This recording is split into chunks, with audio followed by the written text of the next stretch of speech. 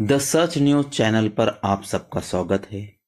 आज हम बात करने जा रहे हैं हिजबुल्लाह चीफ नसरुल्लाह का खात्मा। हिजबुल्लाह चीफ नसरुल्लाह की मौत के बाद ईरान बौखलाया हुआ है।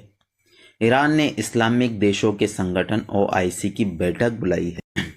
साथ ही इजराइल से बदला लेने की धमकी भी दी। लेकिन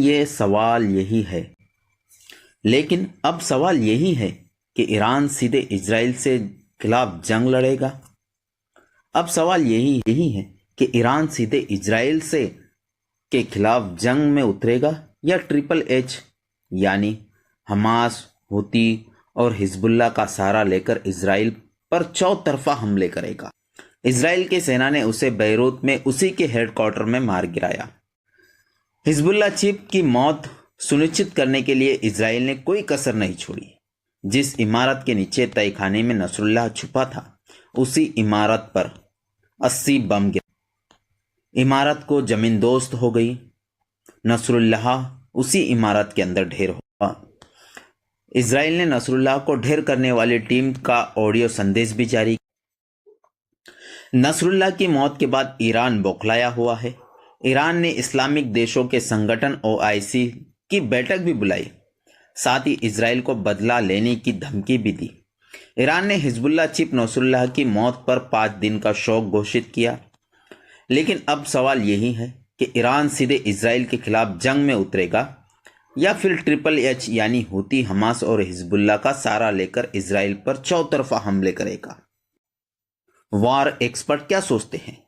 सीधे युद्ध में शामिल नहीं होगा ईरान। नसरुल्लाह की मौत के बाद ईरान बौखलाया हुआ है।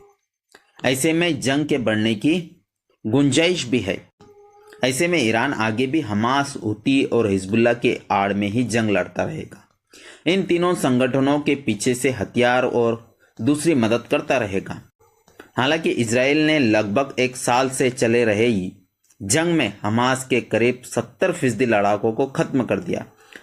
ये जंग बढ़ती है अगर इजराइल और ईरान सीधे आपस में भिड़ते हैं और उनकी मदद के लिए अगर अमेरिका इसमें कूदता है तो फिर यह जंग रूस बनाम अमेरिका की हो जाएगी। और अमेरिका को पता है कि वो रूस से सीधे उलझना नहीं चाहेगा, क्योंकि यूक्रेन में भी अमेरिका ने उसका साथ छोड़ दिया था, क्योंकि वो जानता है कि रूस से उसका सीधा मुकाबला यानी वर्ल्ड वार 3 को दावत देना है। यानी पुतिन से सीधे तौर पर उलझना अमेरिका के लिए आसान नहीं होगा। हिजबुल्लाह को तबाह करने में जुटा है इजराइल। ऐसे में इजराइल पूरे अरब देशों पर अपना कंट्रोल चाहता है और यही वजह है कि अमेरिका उसको बार बार सपोर्ट करता है। और इसीलिए अमेरिका ने उसे वहां पर बसाया भी है कि वो सारे मुस्लिम कंट्रियों पर, इस्लामिक कंट्रियों पर अपना कंट्रोल रखे। इसी बात की वजह से इजराइल बार बार जो है पूरे इस्लामिक देशों को इस जंग में घसीट रहा है और इस जंग का दायरा बढ़ा रहा है, क्योंकि ये एक सोची और समझी साजिश है कि ईरान को डराया जाए, क्योंकि वो रूस के खेमे का है। लेकिन ईरान को पीछे से रूस सपोर्ट कर रहा है और इससे पहले भी पुतिन ये साफ तौर पे कह चुके हैं, अगर अमेरिका ईरान से उलझा तो हम भी हाथ पर हाथ धरे नहीं बैठेंगे। यानी हम सीधे तौर पर अमेरिका से इस जंग में कूद जाएंगे। इसीलिए अमेरिका पीछे से इसी जंग में जो है अमेरिका अपने हथियार इजराइल को दे रहा है।